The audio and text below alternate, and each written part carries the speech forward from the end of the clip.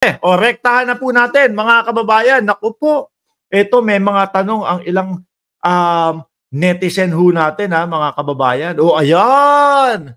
Natatandaan niyo po ba ito mga bossing? Ayan po, no? Yan po yung attorney, no? Ni Alice Guo, mga kababayan. Si Attorney David, kung hindi ho ako nagkakamali. So ngayon, mga kababayan, di ba, yan yung lagi, no? Na nandoon kapag kay Alice Guo. Namataan din ho, mga kababayan, si Attorney doon sa hearing dating Pangulong Duterte andoon sa likod, mga bossing.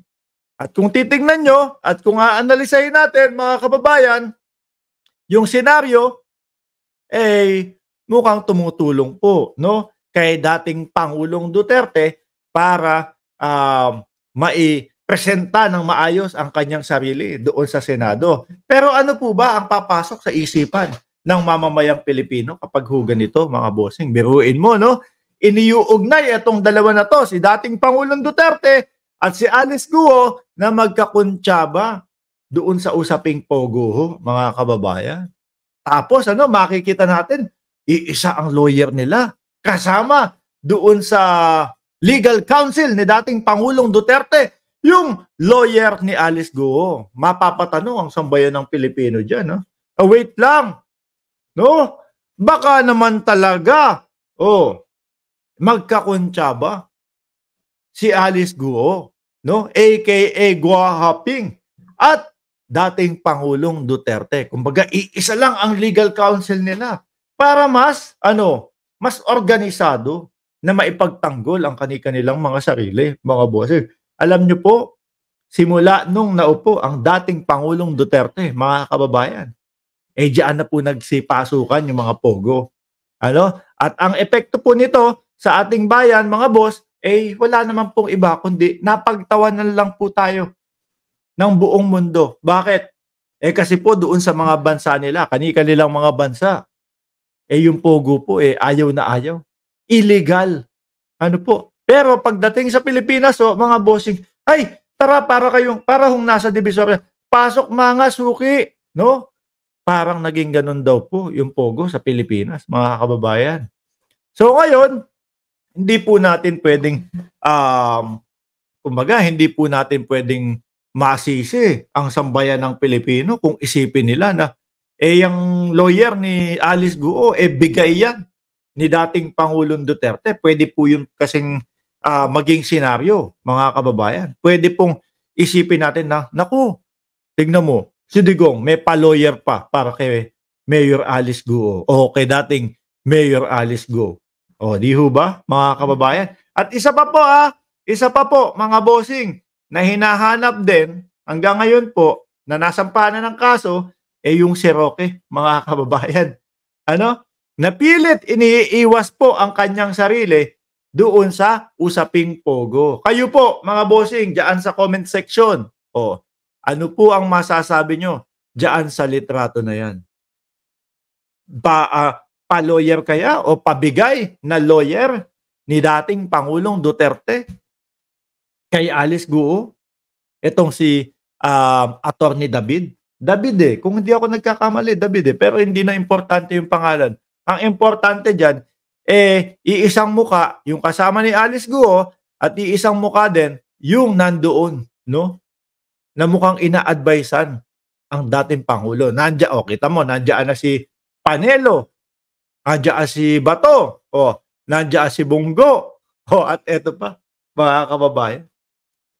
Di ho ba? Kayo po, ano ang iisipin nyo kapag nakita nyo yung dalawang litrato na yan, mga kababayan? Kasi ako talaga, aaminin ko, ang nasa isip ko sila-sila lang din to. Siyempre, kung sino-sino yung iniisip na mga magkakasapakat o magkakakampi. Siyempre, yan din yung mga team-team nila. Di ho ba, mga kababayan? Si Bato de la Rosa, si Bongo, si Panelo, dating Pangulong Duterte, at si Attorney. At nandito din si Attorney, mga kababayan. Nako. Hindi ho kaya lalong may iinit ang iniisip ng sambayan ng Pilipino na si dating Pangulong Duterte, no? ang pinaka nasa likod ng Pogo. Oh, makita mo yan, di ba? Naalala nyo si Bato de la Rosa nang gagalaiti ho doon sa hearing, yung kay Mary Ann Maslog. Ano sabi ni Bato de la Rosa doon? May nakapagsabi sa akin na may nakapagsabi sa akin na ikaw pupunta dito kay Alice Guo para papirmahin ng affidavit, no? Tapos idadawit kami. Sasabihin, ako, si Bato, si Bungo, at si dating Pangulong Duterte, at yung isang general na pulis, kami ang sasabihin na nasa likod ng Pogo. Nako yan. Tapos makita mo, no? Yung lawyer, halos nandun, magkakatim lang po sila, mga kababayan. Di ba? Ayun, bandang taas pala, nandun din si Binoy. Mga kababayan. Yan ang iisipin ho talaga ng sambayan ng Pilipino. No? Na baka malaki talaga ang kinalaman ng dating Pangulong Duterte doon sa Pogo. No? Nabansagan nga din ho silang Pogo session eh.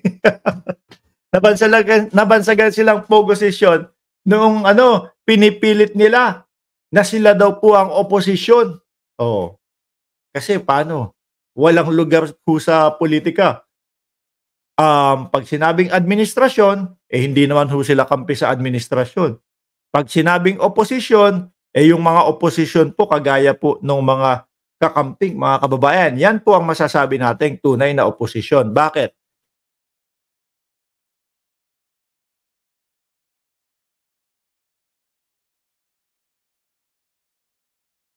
Maging maayos ang ating bayan, no? Hindi kagaya nung kampo nila dating Pangulong Duterte. Puros paninira lang ho, mga bossing. Panay paninira lang ho, mga kababayan. Kaya nabansagan ho silang Pogo session. Anyway, mga boss, dumako ho tayo sa pangalawang topic natin. Naku, ito ang masaklap. Bukod sa masaklap, masakit. Bakit to, mga kababayan? Yung matawag ka na ikaw ay salot, ang sakit nun, no? Yung mga bata pa ho kami, kapag may mga kaibigan kami o kalaro na tinatawag na kulot salot, kulot salot. Naku, napapaiyak ko no? Eto, mga kababayan. Ayan, no? Tinawag si dating Pangulong Duterte salot. Biruin mo yun? Congressman Rolando Valeriano. Ano po ba at saan natin nakuha itong balita na ito? Galing po mismo